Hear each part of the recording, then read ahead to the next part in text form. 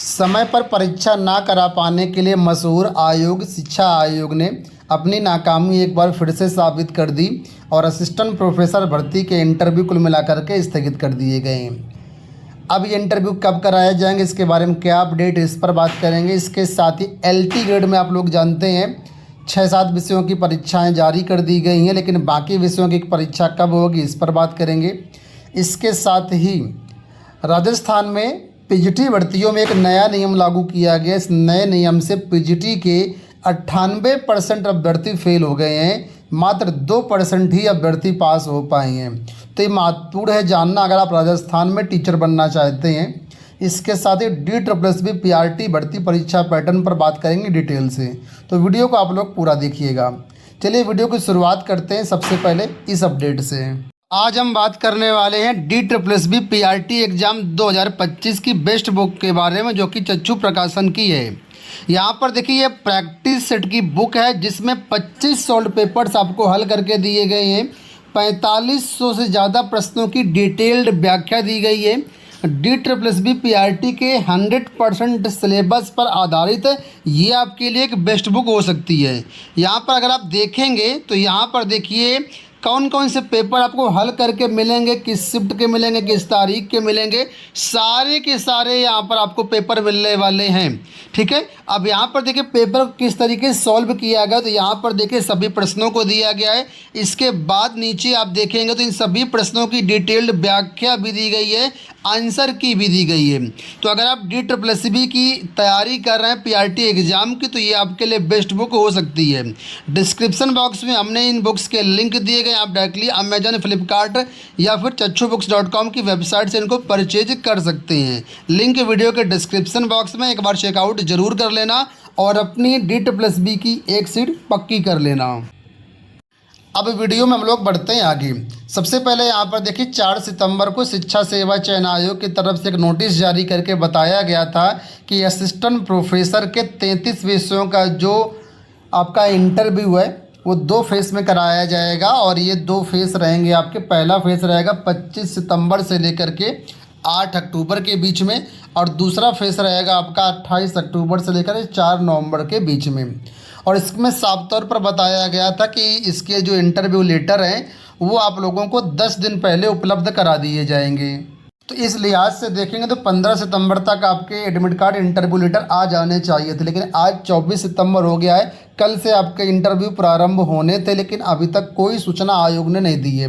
दोस्तों ये तो जाहिर सी बात है, आप लोग भी समझ चुके होंगे कि अब ये परीक्षाएं यानी कि इंटरव्यू 25 सितंबर से किसी भी हालत में नहीं हो पाएंगे, क्योंकि एडमिट कार्ड डाउनलोड करने के लिए 8-10 दिन का समय तो आयोग को देना ही पड़ेगा। तो कुल मिलाकर के ऑफिशियल अपडेट भी मिल चुकी है कि जो है यहाँ पर परीक्षाएं स्थगित हो चुकी हैं। 25 से साक्षात्कार नहीं कराए जाएंगे, क्योंकि आज कुछ छात्र गए थे शिक्षा सेवा चयन आयोग, जहाँ पर ये चीज़ें निकल के आ चुकी हैं, लेकिन नोटिस अभी तक जारी नहीं की गई है।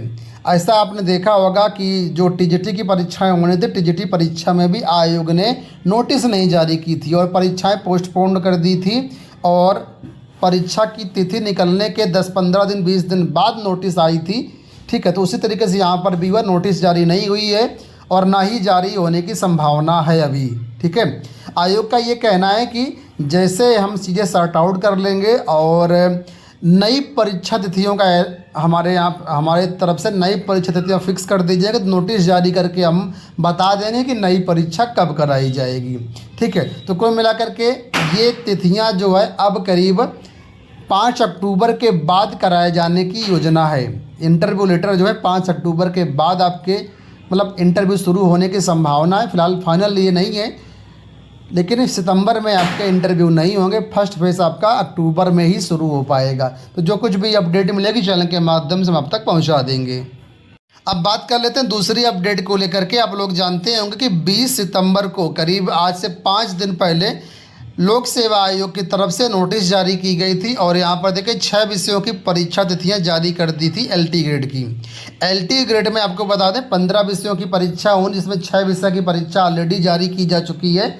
6 दिसंबर, 7 दिसंबर और 21 दिसंबर को ये 6 विषयों की परीक्षा क्रमशः कराई जाएगी। आप देख लीजिए यहाँ पर लेकिन अभी भी 9 विषय ऐसे बचे हैं जिनकी परीक्षा तिथियां अभी तक जारी नहीं की गई हैं। इस पर बहुत सारे छात्रों के प्रश्न थे कि आखिर ये परीक्षाएं अब कब कराई जाएंगी।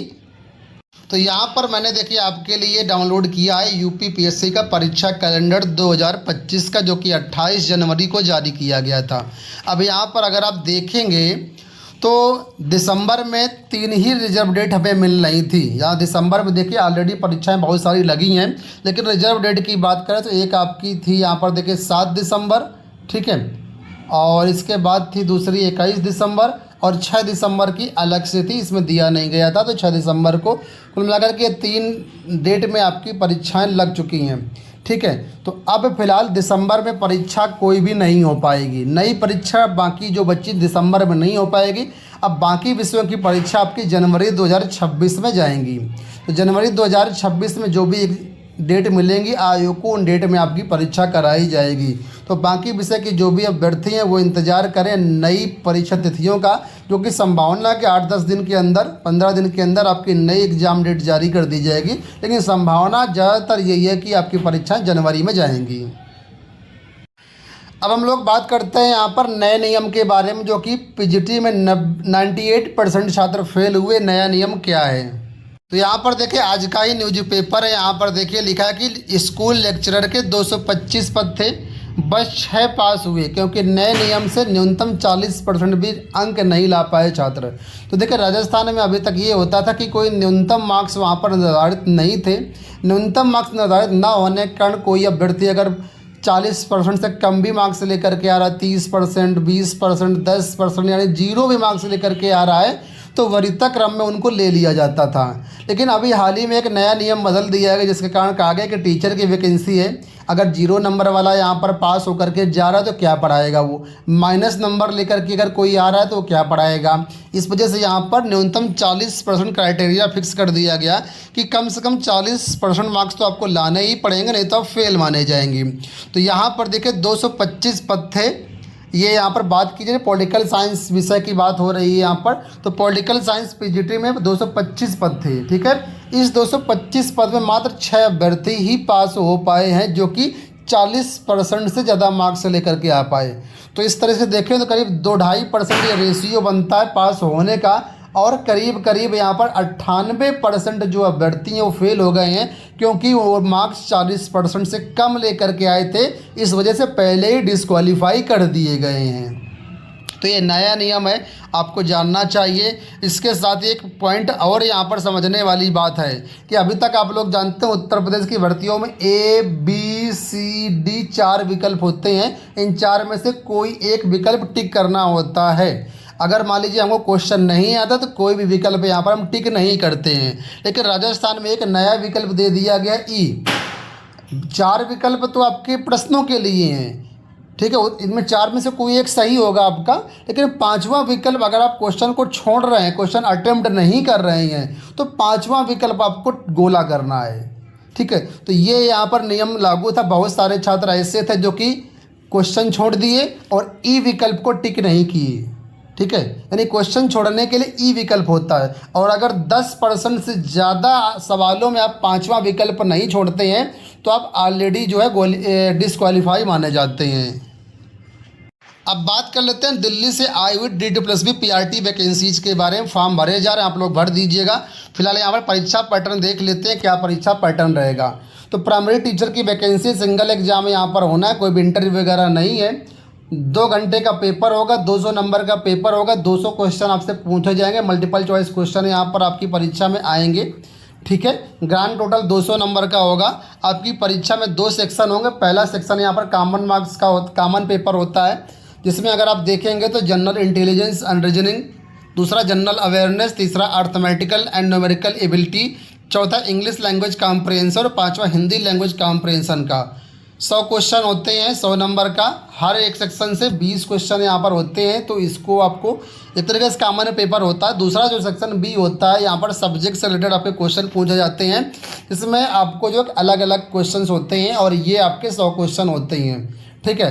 पेडागोजी और जो टीचिंग एप्टीट्यूड ऐसे संबंधित यहाँ पर क्वेश्चन रहते हैं। तो 200 नंबर का पेपर होता है। इसी 200 नंबर के हिसाब से यहाँ पर आपको क्वालिफाई करना होता है, ठीक है। तो ये आपका परीक्षा पैटर्न रहेगा। नेगेटिव मार्किंग भी बाकायदा यहाँ पर रहेगी। तो आपको यहाँ पर ध्यान ये देना है कि ज़्यादा से ज़्यादा मार्क्स लेकर के आना है। नेगेटिव मार्किंग यहाँ पर 1/4 की रहती है, जो कि यहाँ पर मेंशन की गई है। बहुत सिंपल है, अगर आप अच्छे से तैयारी कर लेंगे तो D2+U में अच्छी वैकेंसीज आई हुई है, यहाँ पर एक सीट पक्की कर सकते हैं। दोस्तों ये हो गई आज की सारी अपडेट। इस वीडियो में इतना ही, धन्यवाद।